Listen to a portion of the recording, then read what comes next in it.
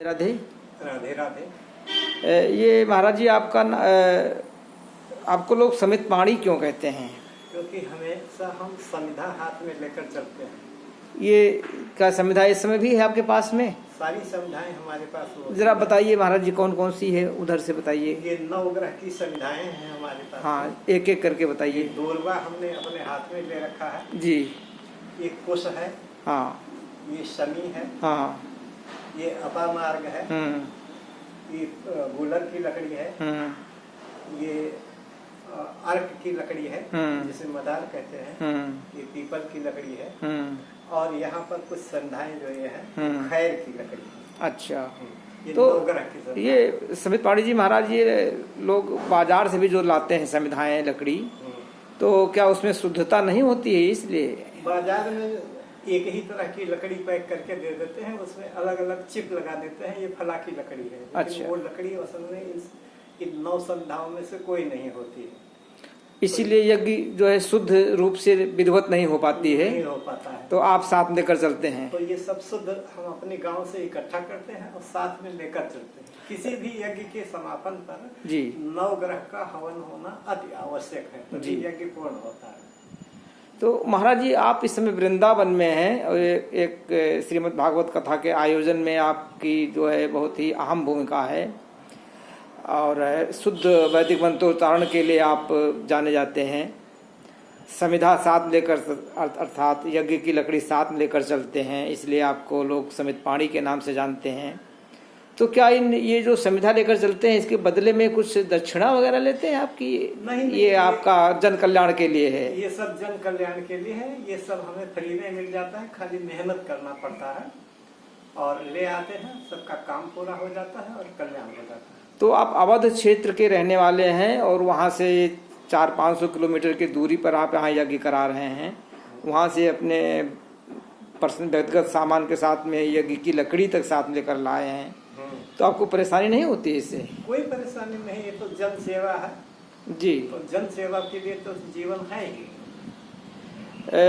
ऐसा सुनने में आया कि आप जो है फर्रुखाबाद में गंगा जी के तट पर बहुत दिन तक निराहार रह करके वायु का सेवन करके आपने तपस्या किया है, तो क्या ये बात सही है?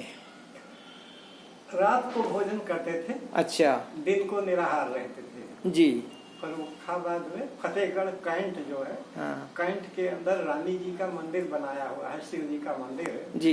उसी के तट पर गुम्बद बने हुए हैं, तपस्या करने के लिए 5 गुम्बद बने हुए हैं जी। तो वहाँ पर कोई भी तपस्या कर सकता है, कोई रोक टोक नहीं है। लेकिन अब इस समय उसके अंदर जाना बंद कर दिया है, वो मिलिट्री ने पूरा अपने अंदर ले लिया जी। तो अब वहाँ पर कोई नहीं जा सकता है जी।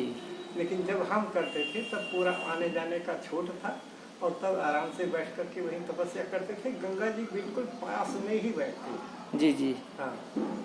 तो सतपाणी जी महाराज जी, आप कोई पेंशन भी सरकार से नहीं मिलती है, किसी से दक्षिणा भी आपकी कोई डिमांड नहीं रहती है?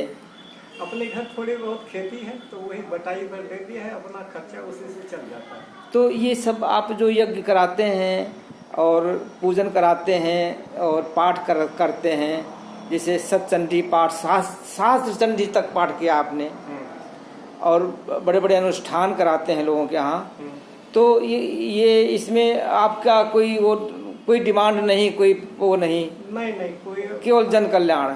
आचार्य को लोभ लालच नहीं करना चाहिए जी। स्वयं से मिल जाए जी जी। प्रसन्नता पूर्वक कोई केवल वही ग्रहण करना है जी जी कोई डिमांड जी जी। लेकिन महाराज जी, आजकल बड़े बड़े अनुष्ठान होते हैं, उसमें लोग पैसा तय कर लेते हैं और सौदेबाजी करते हैं, तो आप उससे सहमत हैं कि? नहीं, वो व्यवसायीकरण है। हाँ, ये कथा का और किसी भी इसका व्यवसायीकरण नहीं होना चाहिए जी जी जी। आप निष्प्रिय भाव से और परिवार में भी कोई लिप्तता आपकी नहीं है। हाँ। अपने पति पत्नी बच्चों को छोड़ करके कहीं काशी में अनुष्ठान कर रहे हैं, कहीं वृंदावन में तपस्या कर रहे हैं, कि गंगा नदी में आप साधना कर रहे हैं बैठ करके। बहुत दूर दूर तक जाना पड़ता है, जहाँ पर जैसे यजमान मिल जाते हैं उन जगहों पर जाते हैं और विधि पूर्वक कर देते हैं, उनका कल्याण हो जाता है। अभी हाल में ही आपने ये जो सावन के महीने में जो मलमास के महीने में आपने काशी में रह करके एक 3 महीने की साधना किया वर्षा ऋतु में, वो कौन सा स्थान था?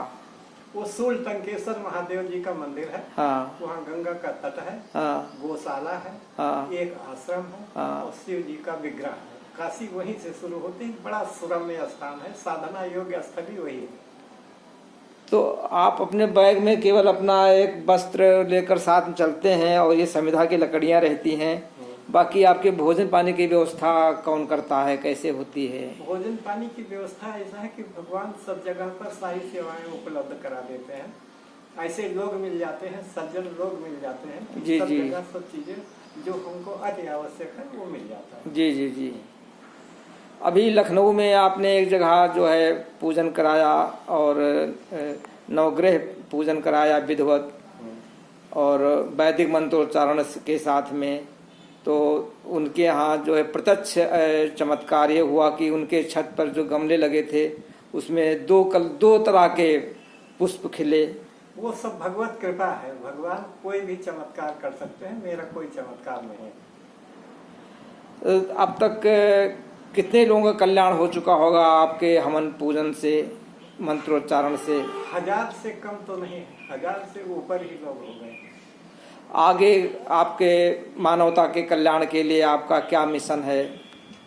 क्या मिशन यही है, जन कल्याण जी। ऐसे ही लोग मिलते रहेंगे और ऐसे ही सब जगहों पर जाकर के हम ये पूजन यजन करवाते रहेंगे। इसमें हमारा भी कल्याण होगा, यजमान का भी कल्याण होगा। ज्योतिष के बारे में भी आप प्रकांड और मर्मज्ञता हासिल है आपको? ज्योतिष में थोड़ी बहुत जानकारी रखते हैं, बाकी जन कल्याण के लिए तो भगवत भक्ति ही है और भगवत भक्ति से संबंधित जो भी काम होता है वो कराते हैं। लेकिन ये तो आपकी महानता है कि कोई अहंकार ना आने पाए, इसलिए कहते हैं थोड़ी बहुत जानकारी रखते हैं। लेकिन लोगों का ये कहना है कि ज्योतिष के बारे में भी जिसका आपने ग्रह नक्षत्र देख लिया, दशाओं का अध्ययन कर लिया, उसके अनुसार पूजन करा दिया तो उसका कल्याण निश्चित हो जाता है। हाँ, ये तो बात बिल्कुल सत्य है। ज्योतिष ना जानता हो वो भी जो आज सुखी अवस्था में है उसको भी पूजन भजन यज्ञ यजन ये सब करवाना चाहिए, और जो दुखी अवस्था में है उसके लिए तो कंपल्सरी है।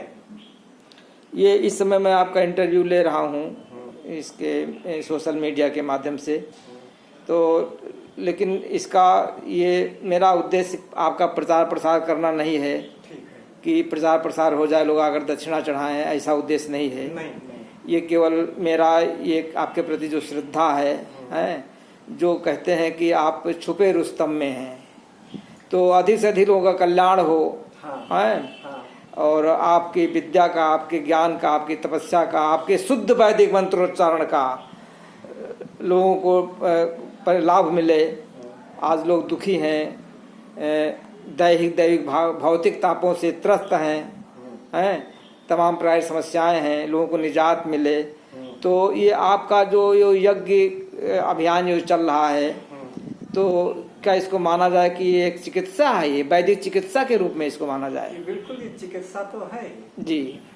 ये तीनों तरह की चिकित्सा करता है, आदि दैविक, आदि भौतिक और दैविक भौतिक तापा। जी जी। आदि दैहिक, इन सभी तापों को दूर करता है। हाँ। ये काशी के महेंद्र मिश्रा जी आपके प्राय देखे गए साथ रहते हैं। हाँ। तो क्या इनका सहयोग प्राप्त होता है आपको? इनका सहयोग पूरा प्राप्त होता रहता है। निःशुल्क कोई वो तो उनका कोई? अच्छा, वो भी अहोभाव से समर्पित है भगवत कल्याण के लिए। बिल्कुल। जी जी, ठीक है महाराज जी, आपने जो अपना इतना समय दिया और आपका आशीर्वाद बना रहे, लोगों पर कल्याण होता रहे। जय श्री राम। राधे राधे। राधे।